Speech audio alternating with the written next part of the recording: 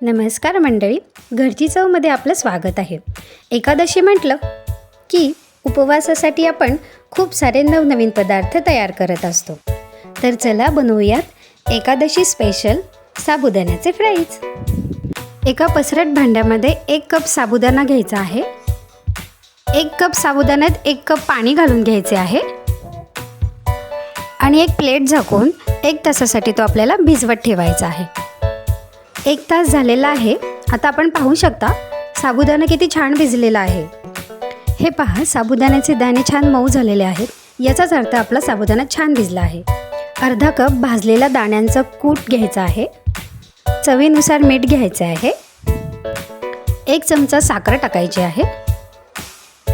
अर्धा चमचा लाल मिरची पावडर, अर्धा चमचा जिरेपूड, 2 लाल हिरव्या मिरच्या बारीक चिरून, 2 मध्यम आकाराचे उकडलेले बटाटे.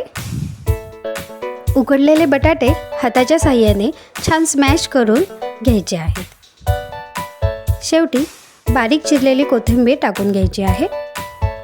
आता हे सर्व मिश्रण हाताच्या साहाय्याने छान एकजीव करून घ्यायचे आहे. आता या मिश्रणातील थोडे थोडे मिश्रण घेऊन आपल्याला त्यांना फ्राईजसारखा उभट असा आकार द्यायचा आहे. तर आपण पाहू शकता ह्या अशा प्रकारे आपल्याला सगळे फ्राईज बनवून घ्यायचे आहेत. यानंतर हे फ्राईज आपल्याला मध्यम आचेवरती तळून घ्यायचे आहेत. एका वेळी जेवढे फ्राईज बसतील तेवढे आपण कढईत टाकून घेणार आहोत. लक्षात ठेवा, हे फ्राईज आपल्याला कुरकुरीत आणि लालसर रंग येईपर्यंत फ्राय करून घ्यायचे आहेत आणि दोन्हीही बाजूनी फ्राय करून घ्यायचे आहेत. आपण पाहू शकता लालसर रंगावरील कुरकुरीत फ्राईज आपले तयार आहेत.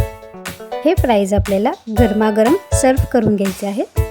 आजची ही रेसिपी जवळपास साबुदाणा वड्यासारखीच आहे, पण फक्त आपण त्यांना फ्राईजचा आकार दिलेला आहे. पण तरीही तुम्हाला माझी ही रेसिपी आवडल्यास माझ्या चॅनलला लाईक, शेअर आणि सबस्क्राईब करायला विसरू नका. थँक्यू.